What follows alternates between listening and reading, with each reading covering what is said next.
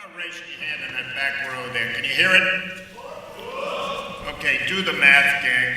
I was commissioned 50 years ago this June, and as far as I'm concerned, I never left the Army. All of that stuff is great. Pat told you about me. All I want people to know is I am very proud, and I will be proud until I take my last breath to be able to tell people I am an American soldier.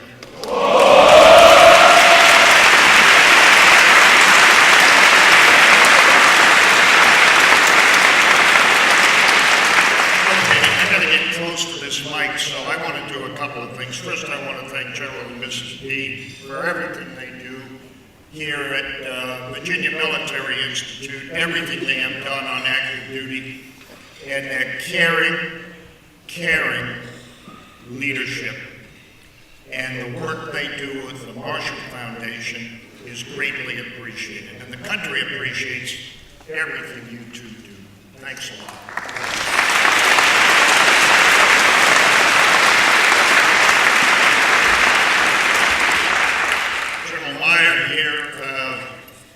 Was one of my predecessors as the chief, a distinguished soldier, and he has served this country in peace and war for, I guess, about 60 years now. A great soldier. He continues to serve. And General Meyer, it's nice to be here with you. Thank you very much.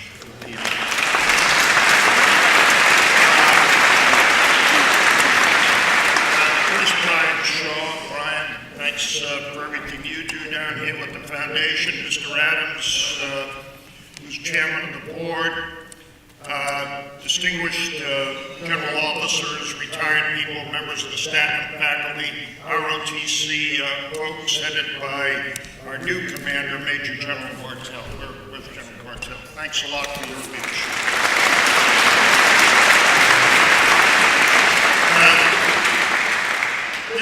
This is the year of the non-commissioned officer, so designated by the Secretary of the Army and the Chief of Staff of the Army, and I expect that General Casey might have said something about that last night. I think we're very honored to have with us a distinguished non-commissioned officer, a courageous non-commissioned officer, and a very selfless American soldier. Command Sergeant Major Mellinger is the Command Sergeant Major of Army Materiel Command. Sergeant Major, how about standing up and let everybody see you?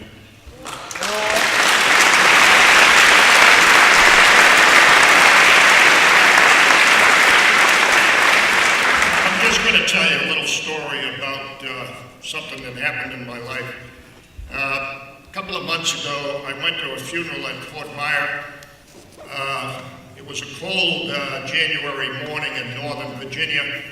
It had snowed, and this was a funeral service for one of the former Sergeant Majors of the Army, Command Sergeant Major of the Army, Bill Bainbridge, World War II veteran, captured at the Battle of the Bulge, went back to his farm in Illinois, brought back on active duty for the Korean War, fought in the war in Vietnam, was the first Command Sergeant Major of the NCO Academy at Fort Bliss, Texas, and passed away late last year.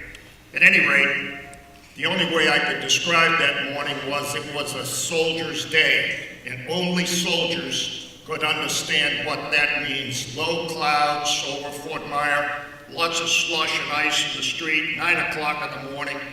I walked into the old post chapel and I sat with Lieutenant General retired Julius Beckton at the back of the chapel. I looked around the room. There were 5 former Sergeant Majors of the Army. The Sergeant Major of the Army, Sergeant Major Preston, was officiating at the funeral. Family was there, and the room was loaded with non-commissioned officers, men and women, Command Sergeant Majors, Master Sergeants of all stripes. I said to myself, when I looked around that room, how lucky I had been to have served with such men and women. And you will be a part of this Army with some world-class people who are the envy of the world. Every army in the world knows about these non-commissioned officers in the U.S. Army. I'd like all of them to stand up so you can take a look at these men and women. How about standing up and let everybody see you?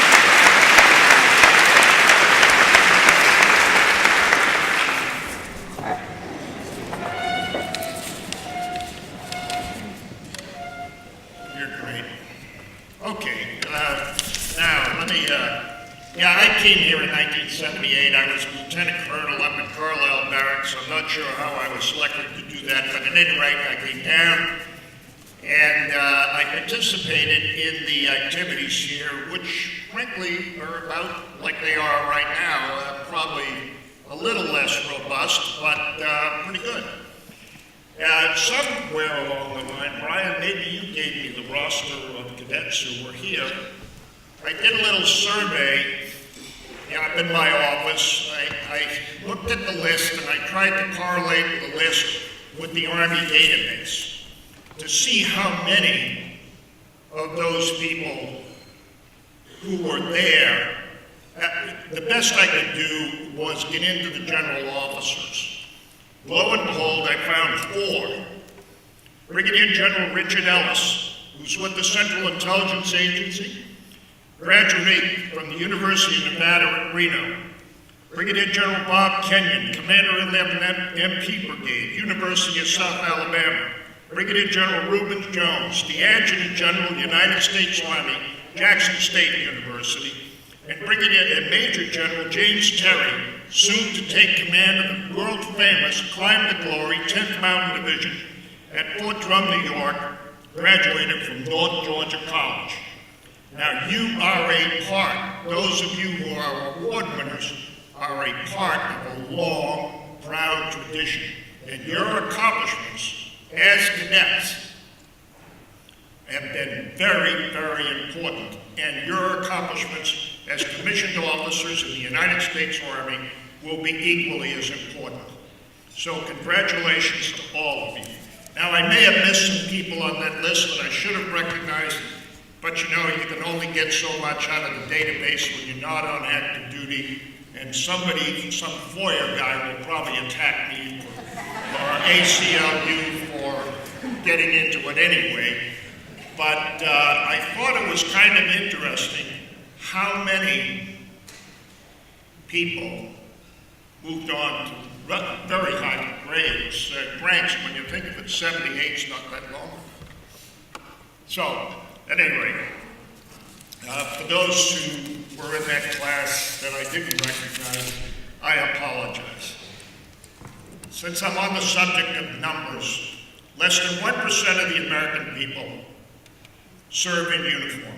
That's less than 1% of the American people. That's active Guard, Reserve, Army, Navy, Air Force, and Marine Corps. Less than 1% of the American people serve in uniform. You are very special. You in this room are very special. And I can tell from the decorations of some of the cadets, one of whom is sitting right across from me, that many of you elected to finish your service as an enlisted man or woman and go to college to get a degree and receive your commissions. Thank you very much. Thank you for your courage, for your willingness to raise your right hand and take an oath as a cadet and then as a commissioned officer when you take your oath and come on active duty. You have singled yourself out as enormously important to the United States of America.